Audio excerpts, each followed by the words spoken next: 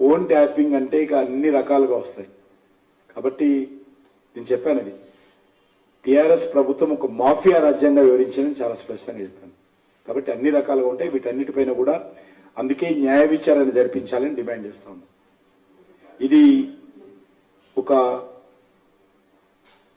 వ్యక్తికి సంబంధించినటువంటి ప్రజాస్వామ్య స్వేచ్ఛ ఏదైతే ఉంటుందో ఆ స్వేచ్ఛకు భంగం కలిగించే విధంగా ఒక రాజకీయపరమైనటువంటి దృష్టికోణంలోనే కాకుండా ఒక అవినీతిపరమైనటువంటి దృష్టికోణంతో మరి ఇందులో ఇమిడి ఉన్నది. కాబట్టి దీన్ని ఖచ్చితంగా న్యాయ విచారణ జరిపితేనే ఈ కేసుకు సంబంధించినటువంటి విషయంలో నిజానిజాలు బయటకు వస్తాయి.